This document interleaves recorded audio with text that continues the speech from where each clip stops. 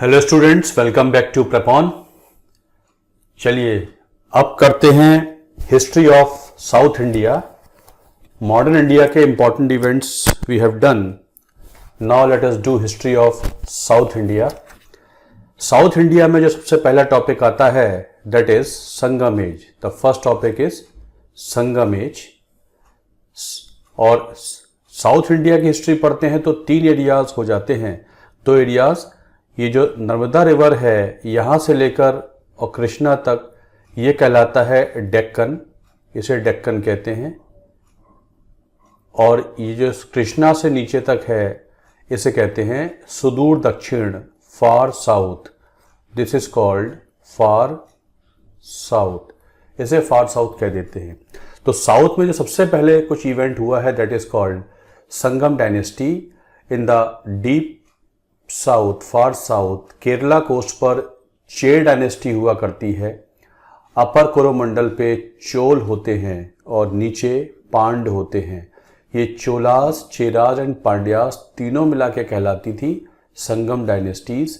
क्यों संगम कहलाती हैं? क्योंकि इनके बारे में पता लगता है एक साहित्य से जो था संगम लिटरेचर, इसे संगम लिटरेचर कह देते हैं।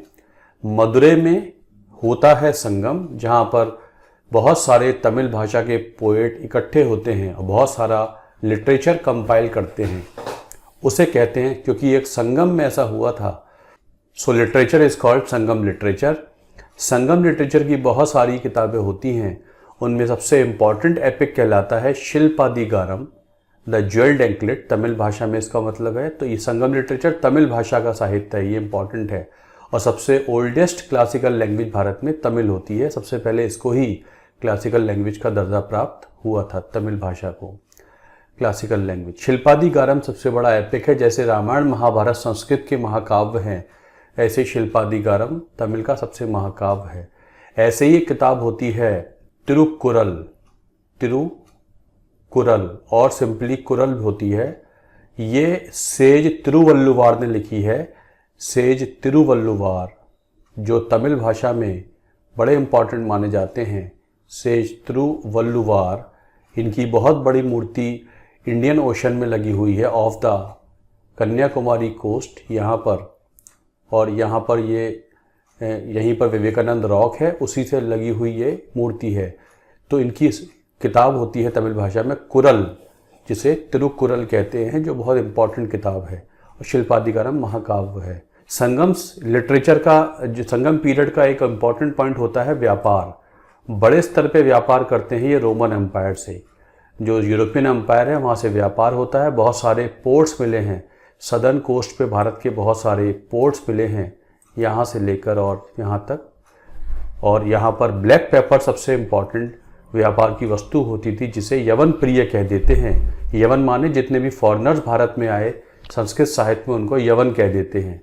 तो यवन प्रिय मतलब सबसे ज़्यादा डिमांड ब्लैक पेपर की होती थी। रोम के राजा ऑगस्टस के बहुत सारे गोल्ड कॉइन्स मिले हैं साउथ में। तो मतलब बहुत बड़े स्तर पे व्यापार हुआ करता है संगम पीरियड्स। तो ये संगम पीरियड हुआ करता है। फिर आ जाते हैं सातवाहन। दक्कन में मतलब जो महाराष्ट्र आंध्र प्रदेश में रूल करने वाले जो सबसे पहले बड़े शासक माने जाते हैं वो सातवाहन हैं। लगभग 400 साल रूल किया है। इनका फाउंडर श्रीमुख है। कई बार फाउंडर्स पूछ लेते हैं, श्रीमुख इनका फाउंडर है। और सबसे इम्पॉर्टेंट राजा गौतमी पुत्र शतकर्णी हैं। कभी पूछा जाए कौन सी भारत की डायनेस्टी है जिसके राजा अपनी माता का नाम अपने नाम में लगाते हैं, तो आप बोलेंगे सातवाहन डायनेस्टी। गौतमी बालश्री का पुत्र है, गौतमी पुत्र शतकर्णी सबसे इम्पॉर्टेंट राजा है।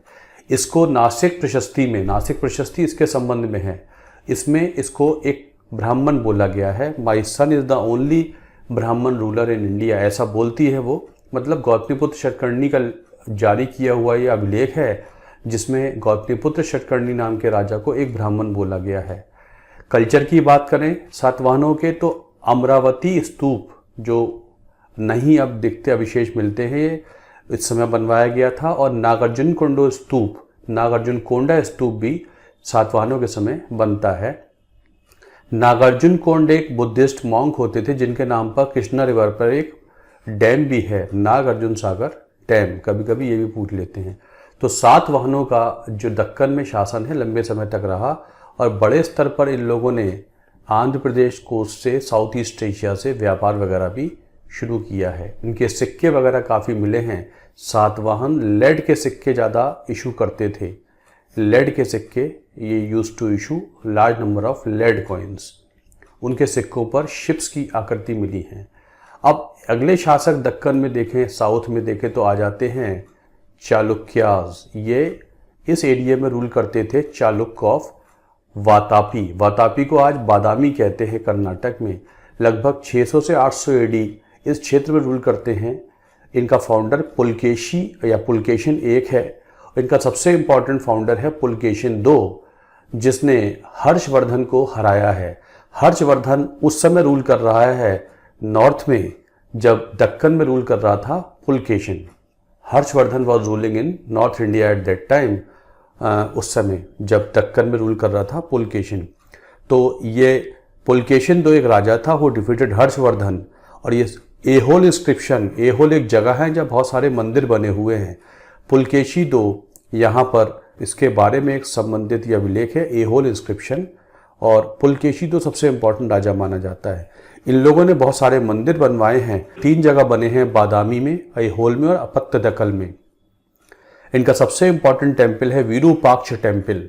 लॉर्ड शिव का टेम्पल है विरूपाक्ष टेम्पल, पत्तदकल, ये सब का सब यहीं आसपास है ये इनका। और इनके टेम्पल वेसड़ शैली के कहलाते हैं।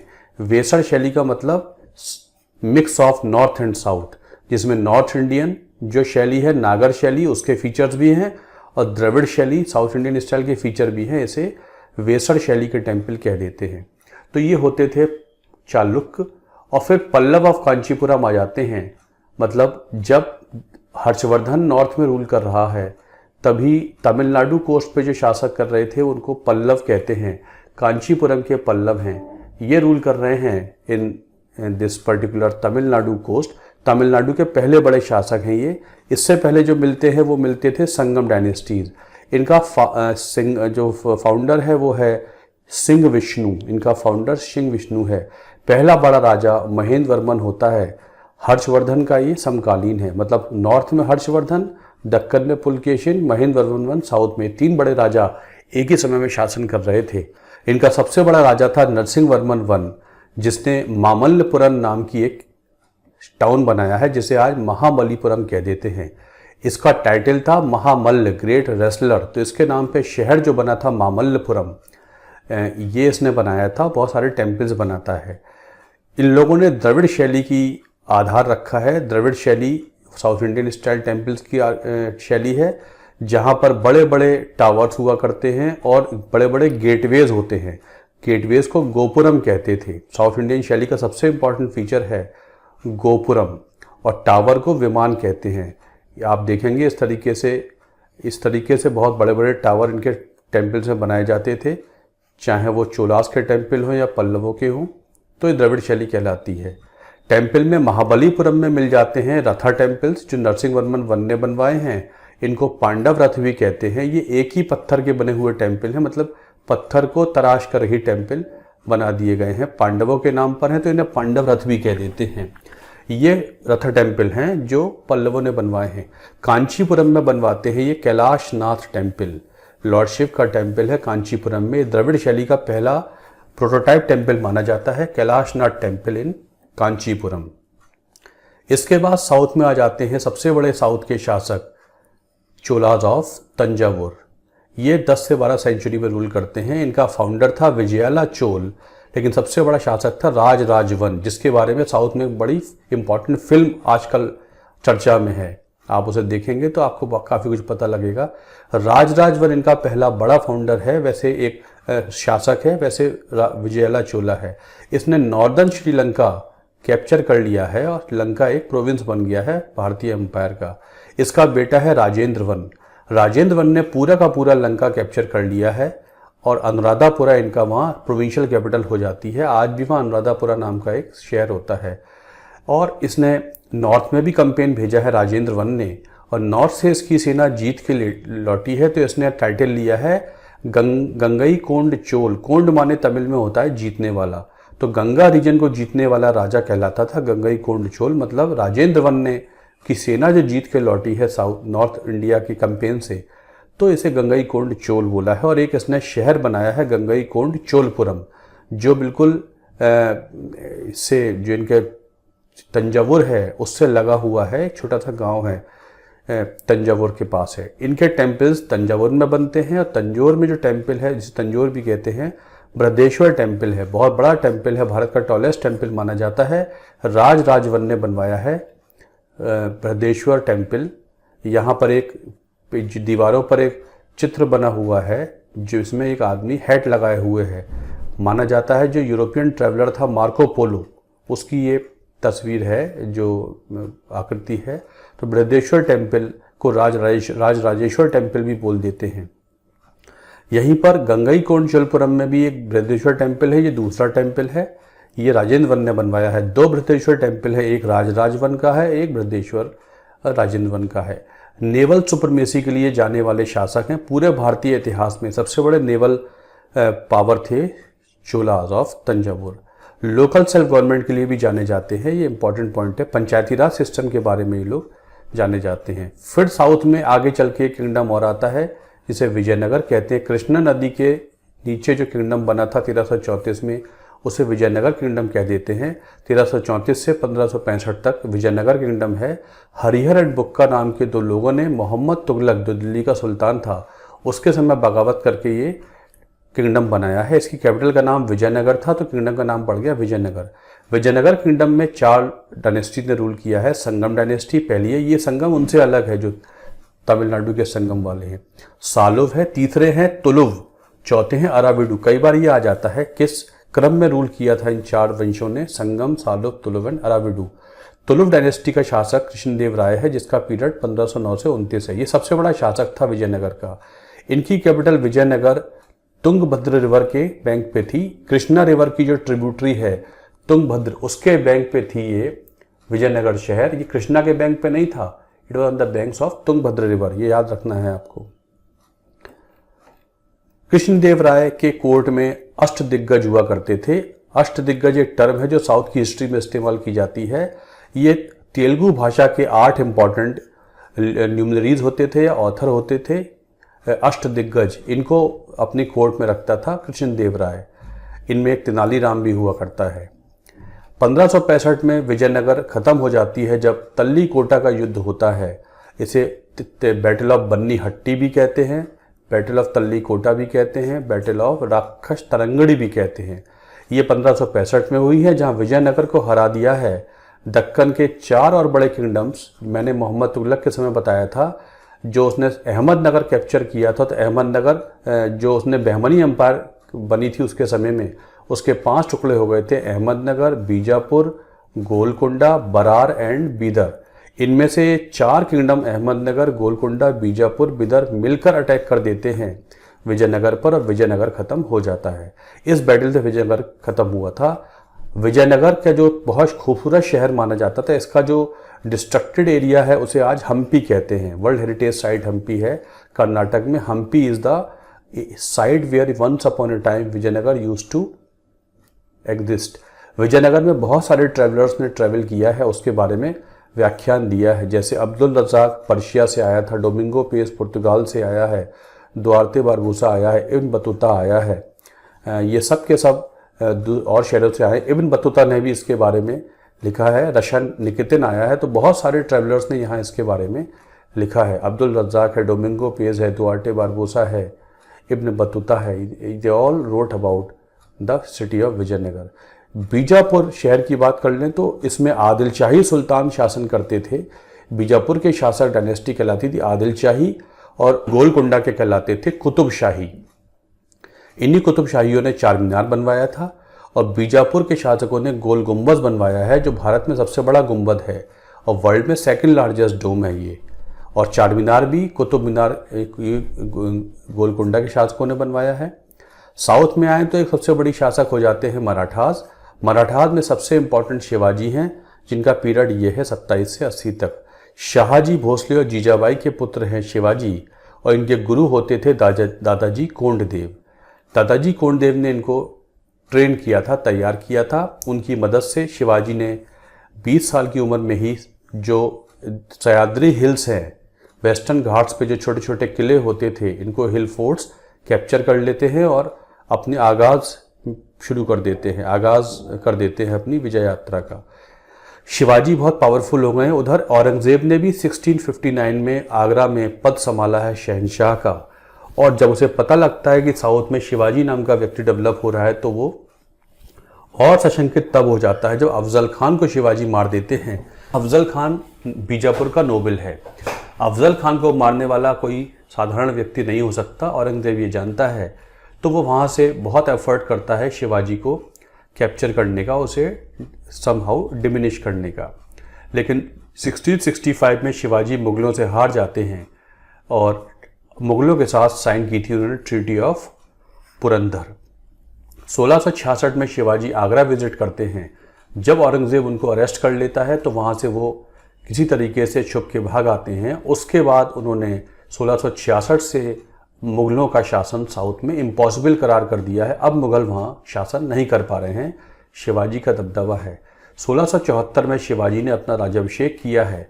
उनकी कैपिटल सिटी रायगढ़ का फोर्ट होता था, आजकल ये रायगढ़ का डिस्ट्रिक्ट कहलाता है, उस समय रायगढ़ का फोर्ट इनका कैपिटल सिटी होता था। इनकी कैपिटल सतारा या पूना नहीं थी, रायगढ़ थी। यहीं पर वो टाइटल लेते हैं छत्रपति शिवाजी। इनको ब्लेस किया है सामर्थ रामदास। सामर्थ रामदास एक मराठा गुरु हुआ करते थे, सामर्थ रामदास। उन्होंने शिवाजी को ब्लेस किया है और Shivaji was proclaimed himself as king Chhatrapati Shivaji.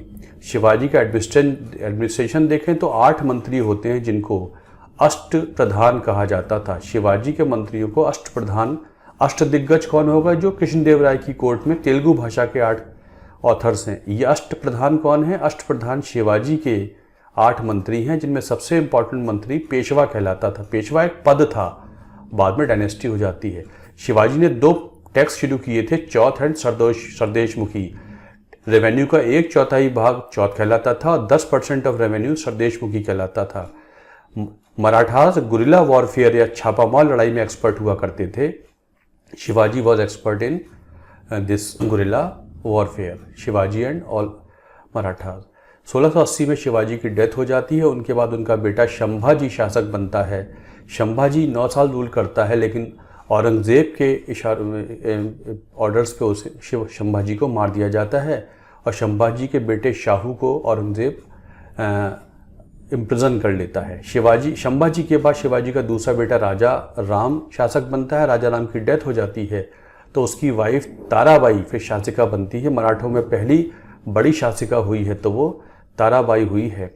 और एक आगे चल के 1725 के आसपास हुआ करती थी अहिल्याबाई, इंदौर की शासिका अहिल्याबाई, लेकिन उससे पहले एक मराठों में ताराबाई भी हुई हैं, शिवाजी की daughter in law.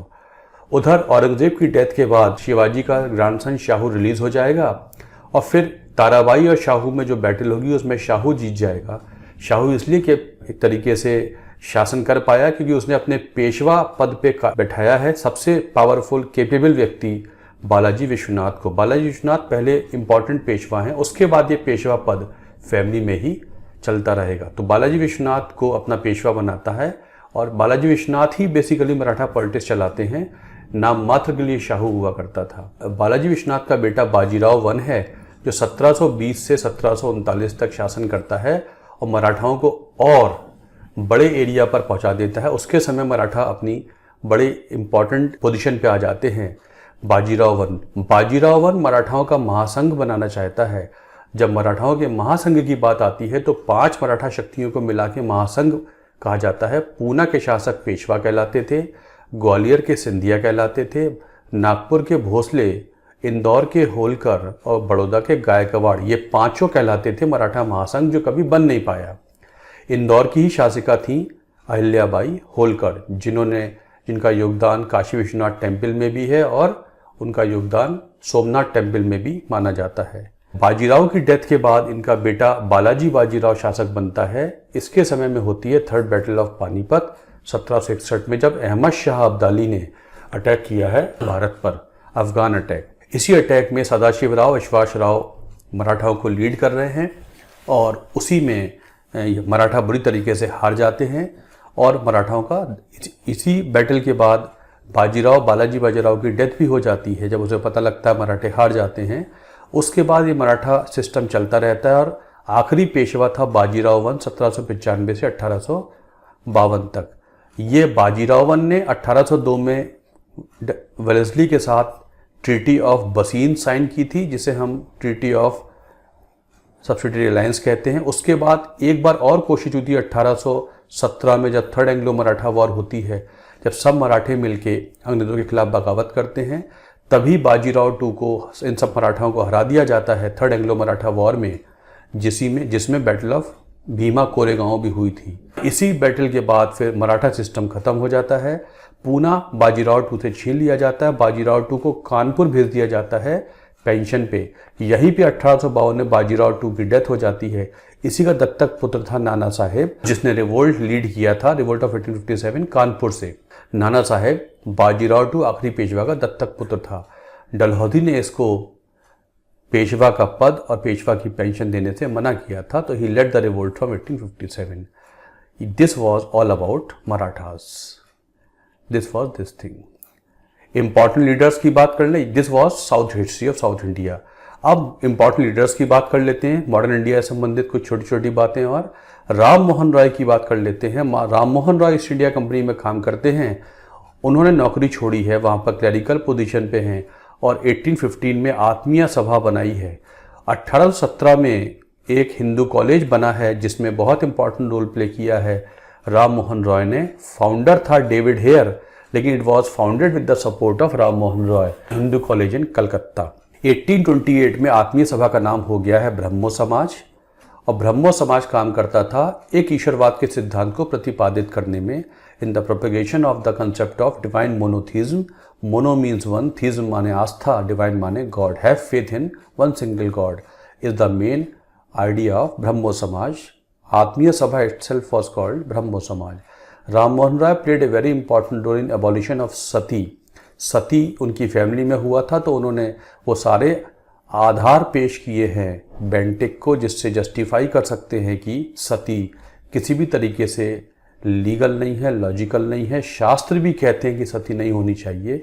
Bentinck satisfy हुआ है, उसने रेगुलेशन 17 पास कर दी है, जिससे सती खत्म हो जाता है। किताबों की बात करें, इन्होंने बहुत सारी किताबें लिखी हैं, बहुत सारी भाषा जानते थे। इनकी सबसे इम्पॉर्टेंट किताब थी तोहफातुल मुवाहिदीन, गिफ्ट टू मोनोथीस्ट। मुवाहिदीन का मतलब जो एक ईश्वरवाद में विश्वास करते हैं। फारसी भाषा की किताब थी तोहफातुल मुवाहिदीन। इनमें बहुत सारे अखबार निकालते थे। इनका सबसे इम्पॉर्टेंट अखबार था मिरातुल अखबार, जो बांग्ला में निकलता था, पर्शियन में निकलता था मिरातुल अखबार, और एक संवाद कौमुदी नाम की बांग्ला भाषा में पत्रिका निकालते थे, संवाद कौमुदी, जिसमें इन्होंने सती के लिए काफ़ी कुछ अपनी बात इसमें रखा करते थे। इंग्लैंड के ब्रिस्टॉल में इनकी डेथ हो जाती है 1833 में। ही डाइड इन इंग्लैंड, और इनको first modern man of India भी कहते हैं। जो बहादुर शाह जफर से पहले मुगल एम्परर था अकबर टू 1806 से 1837।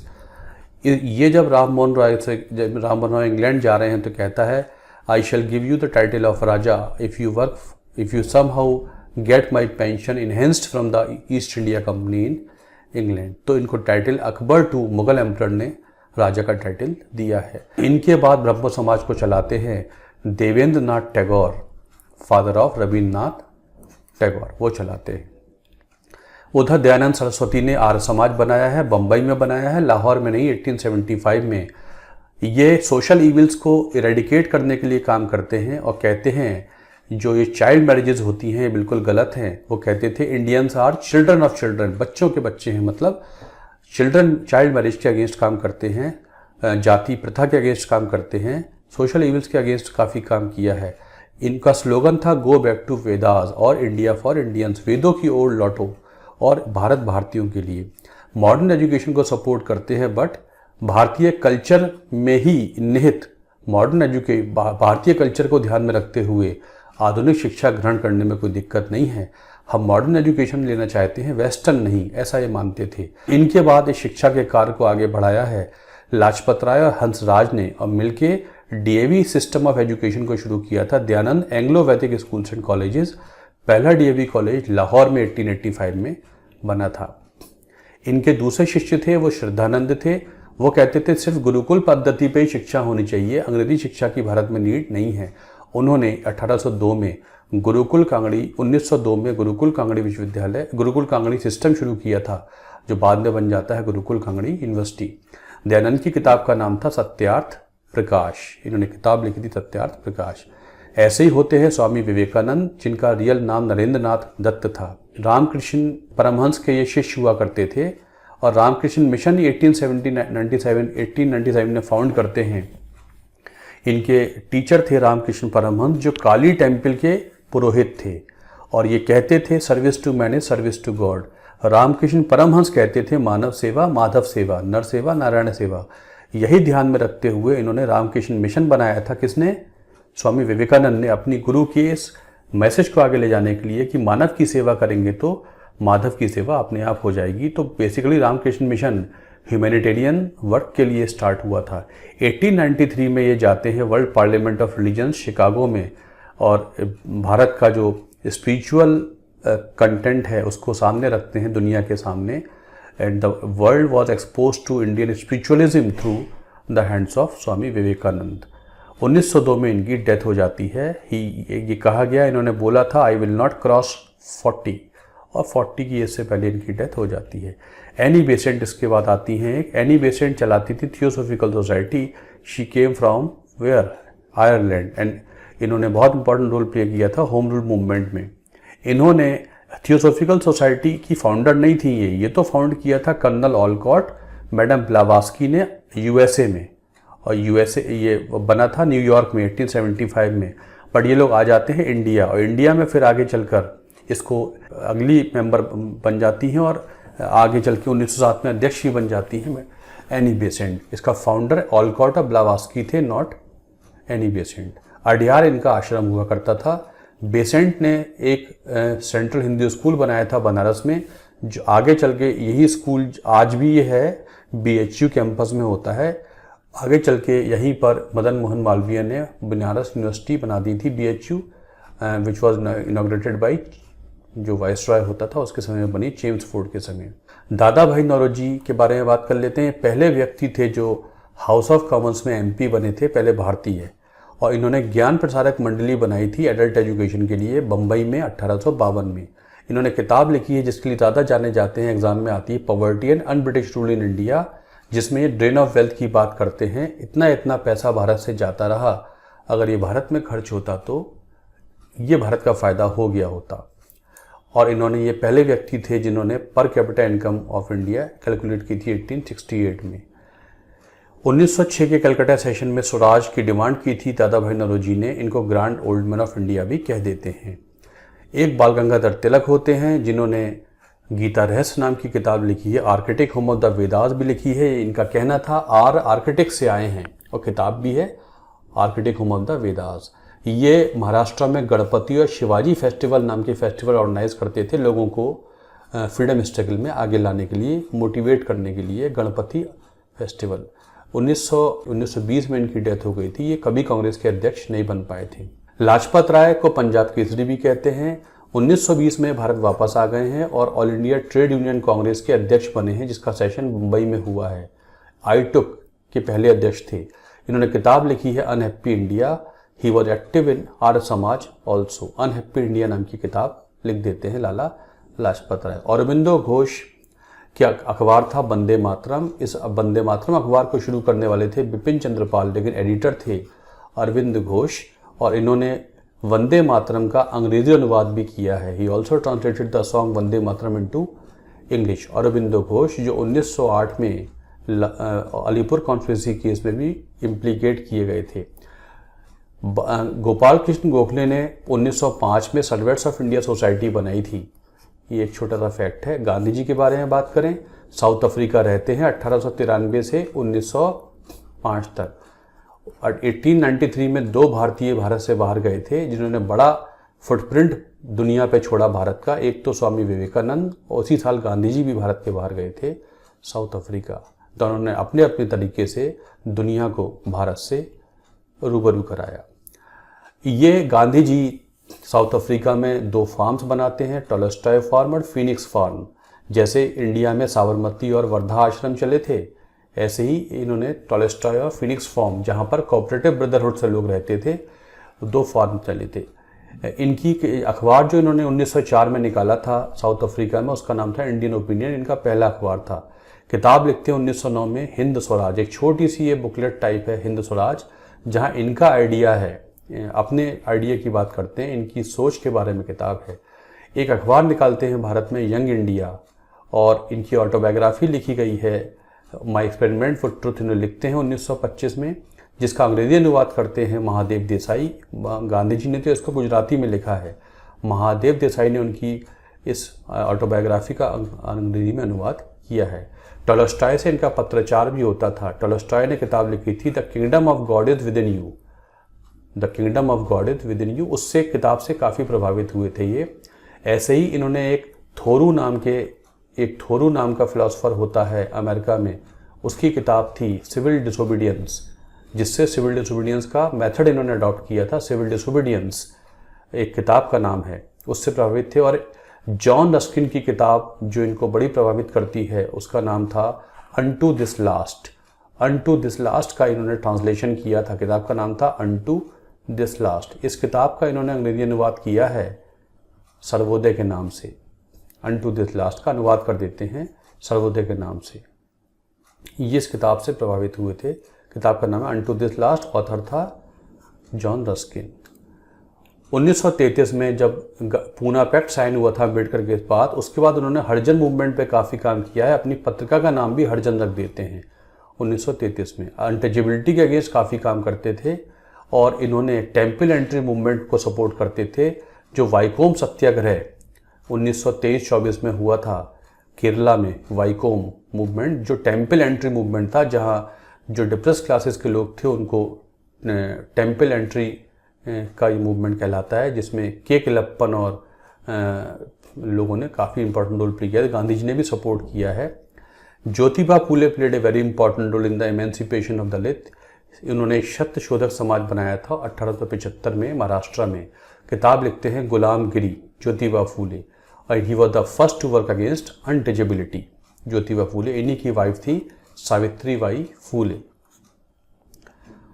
गांधी जी 3 किताबों से मैंने आपको बताया प्रभावित हुए थे। Kingdom of God within you, civil disobedience, Thoreau, it is Thoreau, and unto this last John Ruskin. Birla house में गांधी जी की डेथ हो जाती है, जिसे आज गांधी स्मृति कहते हैं। 30 जनवरी को he was killed in Birla house. Now Birla house is called Gandhi Smriti. Nehru की बात करें तो जवाहरलाल नेहरू ने किताब लिखी है डिस्कवरी ऑफ इंडिया, जो भारत की हिस्ट्री की किताब है। उन्होंने अहमदनगर फोर्ट जेल में जब वो थे तब लिखी थी ये किताब।